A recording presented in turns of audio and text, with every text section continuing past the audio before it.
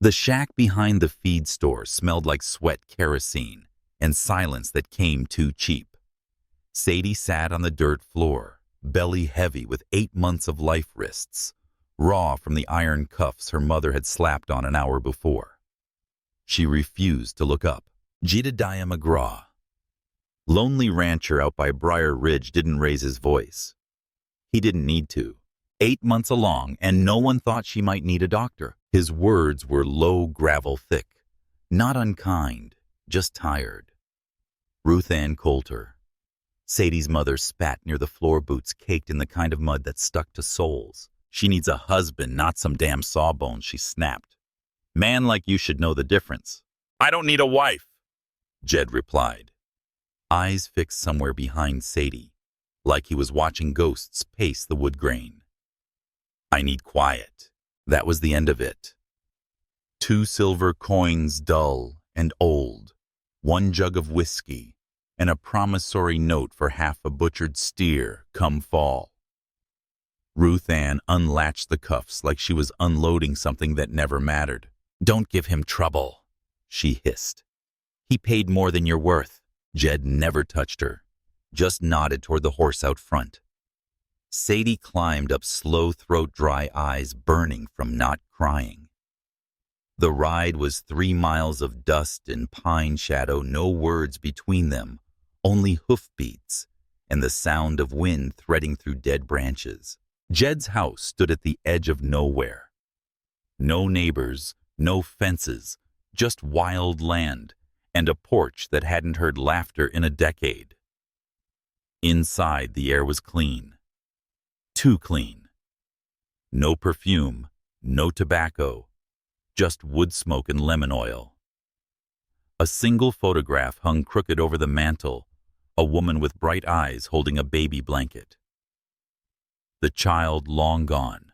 You can stay here, Jed said, pointing to the room on the left. Bed's firm. Water's by the stove. I won't come in without knocking. Sadie didn't speak. Her fingers hovered near the fold of her boot where she'd sewn a thin blade days ago.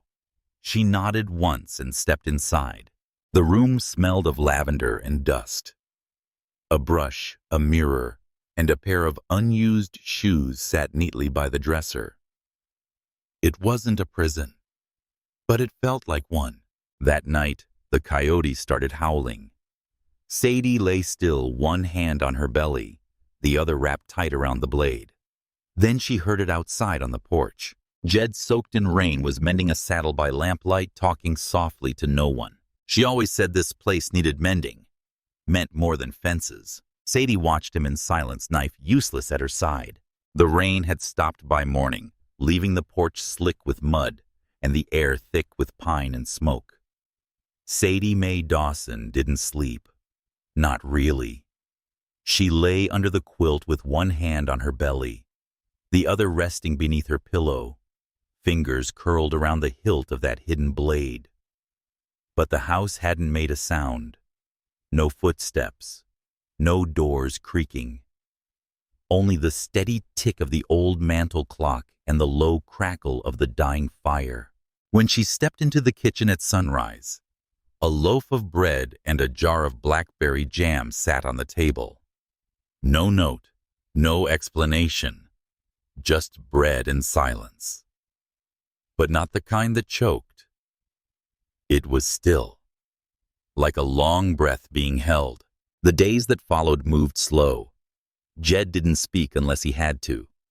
He left firewood by the door, fixed a broken hinge, replaced the cracked glass on the window above the sink. Some mornings a folded dress would appear at the foot of her bed, patched, pressed clean. Sadie noticed that he never crossed the threshold of her room, never asked her where she came from, never asked about the baby. But the silence had weight, and it wasn't unkind. Still, the shame clung to her like damp wool. She had been sold like cattle belly, swollen from a man she hardly knew.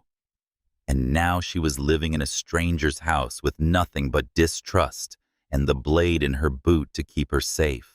One afternoon, a knock broke through the stillness. Jed opened the door before she could rise. A woman stood outside, bonnet black as a crow's wing mud up to her hem and eyes sharp like flint. "Lorraine Talbot." Jed said, his voice flat. "I came for eggs." She snapped, gaze sliding straight to Sadie. "And to see this girl you brought in." Sadie stiffened instinctively, wrapping her shawl tighter around her belly. "Well, ain't she ripe?" Lorraine sneered. "Barely grown and already carrying a bastard." "What's the matter?" Jed couldn't stand the quiet no more. Jed didn't move, didn't blink, just said, "You want eggs?" He fetched a basket from the kitchen, handed it over wordlessly. Lorraine snatched it. "She won't last," she hissed. "Trash never does." Then she was gone, her boots snapping twigs like breaking promises. Sadie stood there, heart thumping in her ears, waiting, hoping Jed might say something, deny what that woman said, defend her. But he just walked back out to the porch, sat in his rocker, and took up his knife to whittle, same as always. That night, Sadie sat at the mirror in the old bedroom. Behind her, the crooked portrait of Jed's late wife stared in quiet judgment. She whispered to it without thinking, "He's more afraid of them than me." And she realized Jed hadn't bought her to save her. He bought her because he no longer believed in saving anyone. Because silence was easier than love. Because ghosts don't ask for second chances. But she wasn't a ghost. She was flesh and blood and breath. And so was the child growing inside her. That night she didn't cry. She counted days instead, 12, since her mother sold her off like a sack of grain. The next morning the wind changed. Jed stood by the barn mending the fence, as if it might hold back the rest of the world. Sadie stepped out onto the porch, wrapped in his wife's old shawl, belly full and heavy. She watched him from the doorway. He didn't look back, but he called out anyway. "Snow's coming soon." Sadie nodded, her hand resting on the swell of her stomach. "So is she." The wind rolled in sharp, the kind that slipped under door frames and pressed on bones like bad memories. Sadie Mae Dawson rose before dawn, wrapped herself in Jed's old coat, and stepped onto the back porch. The land stretched out bare and frozen, the fields brittle, the pine woods dark and watching. 12 days now, since her mother sold her, like a mule, since this silent man brought her home without asking questions, without offering promises. And 12 days of silence had built up inside her like kindling. She didn't wake Jed. She didn't leave a note. Just pulled the shawl tight and walked her boots crunching through snow, still falling in quiet, steady threads. She didn't know where she meant to go, only that she couldn't stay. Not in a house full of ghosts. Not with a man who never said her name. But a mile out, pain struck like lightning, low and brutal. Sadie fell to her knees, the snow swallowing her scream. Her belly tightened like rawhide, her fingers digging into frozen earth. "No, not now," she gasped. But the next wave came stronger, stealing her breath. She didn't hear the horse until it was near. Hooves thudding, reins snapping. And then Jed was beside her, face pale, voice sharp. "Sadie, I've got you. Hold on." She couldn't speak, only nod. He lifted her like she weighed nothing and carried her back the way they came. His coat-soaked breath, short fire in his eyes. But he didn't head home. He turned toward the ravine trail, the old stone hut buried deep in the hillside. A place that had once welcomed life long ago. Inside the hut, the air was damp and cold, but safe. Jed laid her on straw, lit the lantern, fetched water. The contractions came fast now. She clutched his hand nails, digging, jaw clenched. "I'm scared," she whispered. "So am I," he said. "But we're gonna do this. Together." He never let go. Outside, fire threatened Briar Ridge. Lightning had sparked a blaze that swept the far tree line. Smoke hung in the air, but the stone walls held firm. As dawn bled into sky, Sadie's scream cracked the air, followed by another sound, a baby's cry. Jed froze. Then, slowly, with shaking hands, he lifted the tiny red-faced girl and placed her on Sadie's chest. "She's strong," Sadie whispered, tears falling. "She's Rose." Jed didn't speak. He couldn't. His chest heaved, his face streaked with sweat soot, and something softer. He leaned back against the stone, closed his eyes, and didn't move. Jed, Sadie called, panic flaring. He was still. Too still. She pressed her ear to his chest. Nothing. She shook him. "No, no, don't do this. Not now." And then Rose cried, loud, demanding, alive. Jed gasped, one breath, then another. "She's got lungs," he rasped. Sadie laughed, half sobbing. Hours later, a shadow appeared at the door, broad hat, worn duster. "Sheriff Boone Harlan.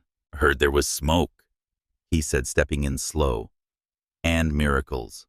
He knelt beside Jed, checked his pulse. "You damn near died, McGraw." "Been dead for years," Jed muttered. "She brought me back." Boone's eyes softened. He turned to Sadie. "You keep that blade in your boot, girl." "Always." He smiled. "Good. 'Cause this land's full of fire. Takes grit to make anything grow. But if you're staying, reckon it just might." Sadie looked down at Rose, tiny, fierce, and breathing. "We're staying." And for the first time, Jed nodded, not out of habit, but hope.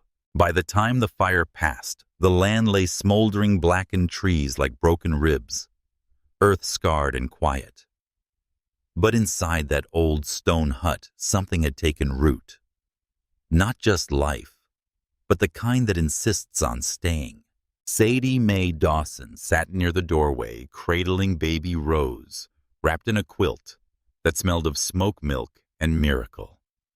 Jedediah McGraw leaned beside the fire, his body-worn thin chest still rising with uneven breath. Neither said much. There wasn't anything to say that words could carry. Everything that mattered had already been cried, screamed, or held between two shaking hands.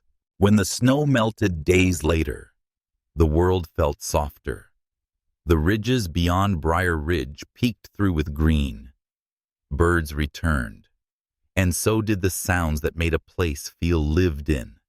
The scrape of boots, the crackle of a new fire, the soft hum of stew on the stove. Jed rebuilt the fence first, quietly, one post at a time. Sadie joined him when she could, baby strapped to her chest sleeves rolled. By spring, the porch no longer creaked with sorrow, but held warm sunlight, the scent of bread baking, and laughter soft at first, then full. One morning, Sadie followed the trail behind the barn. Jed had said nothing, but she knew what lay there. 7 markers, crooked and worn. Grass had started to grow back. One marker, the last, had something new, a stunted wildflower blooming at its base. She knelt, brushed the wood with her fingers. "I thought he buried his hope here," she whispered. "Turns out he was just waiting." She didn't hear him approach, but she felt him. Jed stood behind her, hat in hand, eyes fixed on the ridge. "Tried planting roses once," he said. "Never took. Wind would steal the petals." Sadie looked up at him. "Then let's plant something meaner, something stubborn, like her." She nodded down at baby Rose, sleeping in the crook of her arm, a little fist curled around her shawl. Later that week, Jed dug Rose along the fence line.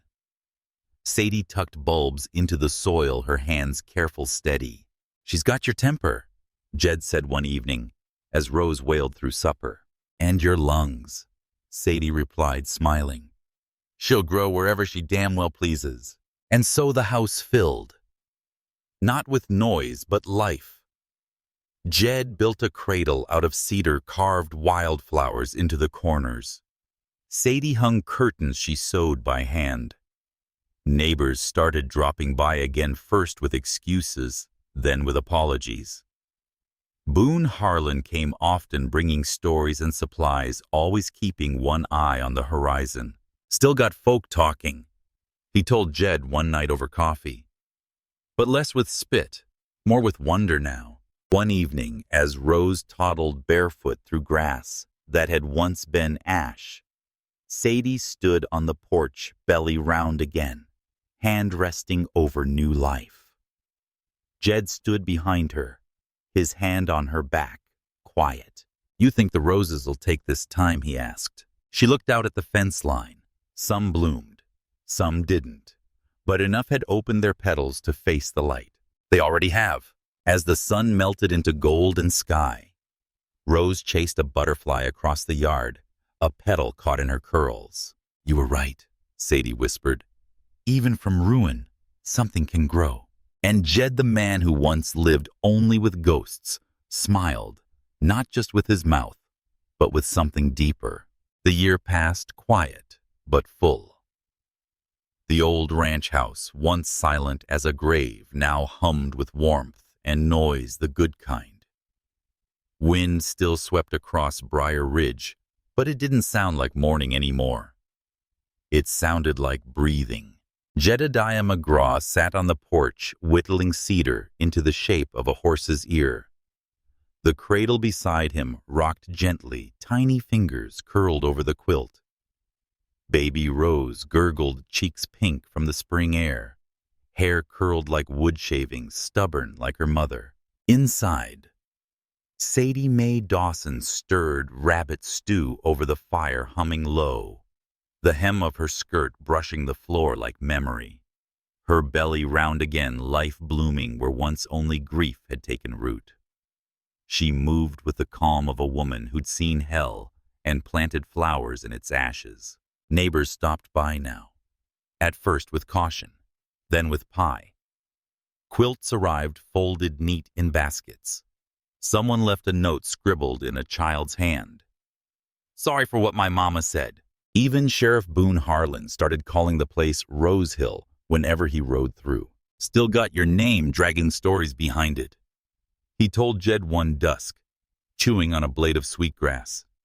"But folks ain't whisperin' in disgust no more. They're whisperin' like folks who wish they'd had the guts to stay quiet like you did." Jed just nodded. That was enough. The south fence was rebuilt. Wild grass returned. Jed planted roses again, not because he believed they'd bloom, but because Sadie believed they would. Some withered, some sprouted. A few against all odds opened like soft fists toward the sun. "Even hard ground gives in eventually," Sadie said, kneeling with mud on her hands, planting beside him. In the evenings they sat on the porch and watched Rose stumble through the yard barefoot, chasing chickens and butterflies with equal purpose. She laughed in a way that cleared years from Jed's face. Sometimes he'd reach for Sadie's hand, not needing to speak. She'd let him. One Sunday morning, Sadie placed Rose on her hip and pointed to the trellis where the pinkest bloom had opened.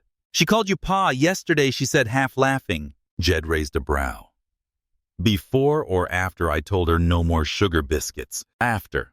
Twice, actually." He shook his head, but a slow grin broke through. "She's clever." "She's yours," Sadie said, voice soft but certain. He looked at her, the woman who'd arrived with a knife in her boot and fear in her throat, now standing calm with sunlight in her hair. "Ours," he corrected. That evening, Rose toddled across the yard, one hand gripping the stem of a rose she'd picked herself. She squealed at a butterfly fell and stood again, dirt on her knees, determination in her eyes. Sadie stood on the porch, hand on her belly, while Jed wrapped his arm gently around her waist. The land that had once taken everything from him now gave back piece by piece, nothing perfect, but more than enough.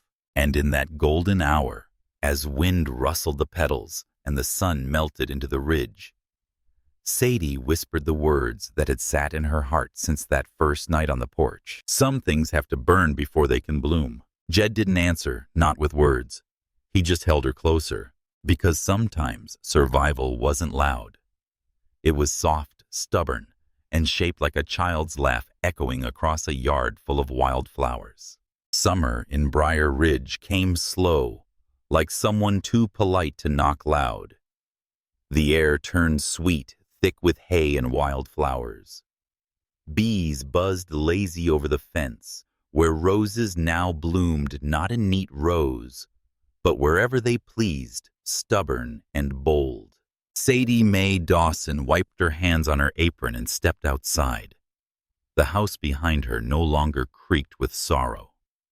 The windows held curtains she sewed herself. The hearth always had a fire going, not because of cold, but because it made the place feel alive. Rose giggled near the barn, chasing a dappled hen with a wooden spoon. Jedediah McGraw leaned against a post straw in his teeth, watching like a man who still couldn't quite believe what he was seeing. Sadie joined him, one hand on her hip, the other resting on the swell beneath her ribs. "She called me Mama Sadie today," she said, laughing softly. Jed nodded. "Better than ma'am?" "She's polite, but not that polite. She's got her own mind," Sadie said, pride and worry mingling. "Already asks why the sky's blue and if ghosts get cold." Jed shifted his voice lower. "They do, but some just get tired of haunting." They stood in silence, the kind that didn't bite. Just rested easy between them. He didn't say what they both knew, that he was one of those ghosts once. Later that week, Jed rode into town to trade eggs and tobacco. When he returned, he brought more than supplies. A box of books for Rose, a pair of soft boots for Sadie, and a letter sealed in blue ribbon from Sheriff Boone Harlan. "Folks are asking less about who you were," it read, "and more about how you made it through." That night, they sat on the porch with coffee in hand, watching dusk settle over the ridge. Sadie pulled out an old photograph from the drawer, a picture of Mary Elizabeth McGraw, Jed's late wife, holding a baby blanket long buried. "She's still part of this," Sadie whispered. "Always," Jed replied. Sadie didn't flinch. "You talk to her still?" He nodded. "Sometimes in dreams, sometimes in silence, but lately, not as much." "Because of me?" "No," he said gently. "Because of you and Rose. I think maybe she's resting now." Sadie looked down at her hands. "Do you regret any of it? How we came to be?" Jed exhaled. "I regret the price you paid, but I'd pay everything again if it meant ending here." The screen door creaked. Rose toddled out, blanket trailing. She climbed into Sadie's lap, small arms wrapping tight around her waist. "Tell me the story again," she asked, already half asleep. Sadie smiled. "Which one? The fire, the roses, and how I got my name?" Sadie looked to Jed, who just nodded. "Well, she began once there was a place full of silence. And then came a girl who cried so loud it shook the ghosts loose and brought the roses back." Rose yawned. "That was me." "Yes, baby," Sadie whispered, kissing her hair. "That was you." As the sun disappeared behind the hills and the first stars blinked awake, the wind moved gently across the land. It carried no fire, no ash, only the scent of lavender cedar and the earth after healing. Some stories in the West were told in blood and bullets, but this one was told in silence, in bread left at the door, in a child's laugh breaking the stillness, and in roses that bloomed not perfectly but enough. The sun sank low, painting the sky in streaks of fire and rose. On the porch of the little ranch house, everything was quiet, almost sacred. Sadie Mae Dawson sat with her hands resting over the swell of her belly, the porch swing creaking softly beneath her. Her daughter Rose lay curled beside her, a petal-stained dress muddy from playing in the chicken yard. In her little hand she still clutched a broken rose stem, thorns plucked petals stubborn. Inside, Jedediah McGraw stirred the evening stew, moving slow, deliberate, like a man who'd once rushed life and paid for it. His shoulders were broader now, not in build but in bearing. Time and love had filled out what sorrow hollowed. Sadie watched the land that had once stolen everything from them both and now gave back piece by piece. There were new fences, new hens, new laughter hanging in the rafters. But the land didn't forget. It never did. She still dreamed sometimes of the fire, of being sold like cattle, of the old blade sewn into her boot. The weight of it gone now, but not its memory. That was what kept her grounded. That and Jed's hand whenever she faltered. Behind the barn, the roses had bloomed again. Not perfectly, not all at once, but enough. That's all she'd ever needed. Boone Harlan had stopped by that morning, tipping his old sheriff's hat with a grin that tugged at something deeper than muscle. They still talk, he'd said, nodding toward the ridge. But they talk different now. He'd left behind 2 things: a bag of seed and a message from the new school teacher asking if Rose would be joining classes in town come spring. Sadie smiled at the thought. Her daughter, once born in smoke and straw, now toddling toward books and pencils. Jed stepped out, wiping his hands. He looked at her belly, then at Rose, sleeping soft beside her. Another girl, he asked. Sadie shrugged. Could be. Hope she's stubborn too. She'll have to be, Sadie said. This world doesn't hand things to soft hearts. Jed took a seat beside her, his knee brushing hers. Silence passed like an old friend, unhurried. Do you think they know, she asked after a while, the ones we lost? Jed looked out over the ridge. I think they do. I think maybe they're the ones who sent you. Both times. Sadie leaned into him, her head on his shoulder. When I first came here, she said, I thought you were broken. I was. And now. He didn't answer right away. Just looked down at Rose, her thumb near her mouth, her cheeks pink with peace. Now I don't flinch when I feel joy coming. That's something. Sadie let that sit in the air a moment. The baby kicked gently. A promise, not a warning. She whispered almost to herself. We built something here, didn't we? Jed nodded. Not perfect, but it holds. As the stars blinked awake over Briar Ridge and the wind slipped soft through the pines, Sadie closed her eyes. They had come from ashes, from silence, from trade and loss and secrets buried under snow. And yet here they were, living proof that the West, even in its harshest form, had room for love that refused to quit, and flowers that bloomed where no one thought they could. The wind had quieted. It wasn't the restless kind anymore, the one that rattled shutters and stirred old ghosts. No, this was different, softer, like a sigh drawn long after the weight had lifted. Sadie Mae Dawson stood at the top of the ridge, her shawl wrapped tight against the cool dusk. In the crook of her arm, Rose held a bundle of wildflowers picked with tiny hands and muddy knees. Below them, the homestead lay bathed in amber light smoke, curling from the chimney fences. Sturdy garden rows, neat but wild in all the right places. Behind her, Jedediah McGraw stepped into view boots, silent on the path he'd walked 100 times. His hat in hand, his eyes steady. They didn't speak at first. They didn't have to. Before them stood 7 old wooden markers, weathered by snow and time. No names, just numbers. Carved once in grief, left untouched out of reverence. Rose stepped forward, crouched beside the last cross, and placed her flowers there, clumsy, uneven, perfect. These are for the babies, she whispered, so they're not lonely. Sadie's breath caught, as it had many times before. Not from pain anymore, but from awe. That this little girl, born into fire and fear, could carry such gentleness. It meant something. It meant everything. Jed lowered himself beside her. His hand brushed the earth fingers sifting through grass and memory. We used to come here just to cry, he said. Now it feels like something else. A beginning, Sadie replied. They stayed a while. Let the sun fall behind the far ridge. Let the silence speak. Then, as the air grew cooler, they made their way back down the hill. The path was smoother now, trampled enough by use to feel familiar. Not easy, but no longer dangerous. At the porch, Jed reached for Sadie's hand. She took it without hesitation. Inside the house welcomed them with warmth, not just from the stove, but from something deeper. A cradle rested near the hearth, hand-carved from cedar, worn smooth from use. A second child lay sleeping there now.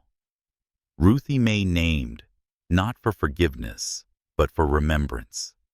A way to mark the road they had come by. Sadie kissed Rose goodnight, then settled beside Jed near the fire. The old Bible sat open on the table, its pages soft with wear. She traced a verse with her finger. Sorrow may endure for a night, she read aloud, but joy comes in the morning. Jed looked up, his voice barely a whisper. We made it to morning. She smiled, her heart full, and it's still coming. He reached over, touched her cheek, the way a man touches something sacred. A moment passed, then another, and then Rose stirred in her sleep, muttered something about butterflies and biscuits. They both laughed quiet content. Out the window, the first stars blinked into being. The roses had bloomed again this year. More than last, less than next. Enough. Sadie looked out at the garden, the trail beyond it, the ridge even farther still. You think this land forgives? She asked. Jed leaned back in his chair, eyes distant. I don't think it forgives, he said. I think it remembers. But I also think it lets things grow again if you tend it right. Sadie nodded, her fingers wrapping around his. Then we'll keep tending. And they did. Through the seasons, through the years, through every storm and drought and bloom that followed. Because that's what folks do in the West. They build. They bury. They begin again. And if they're lucky, sometimes something beautiful grows.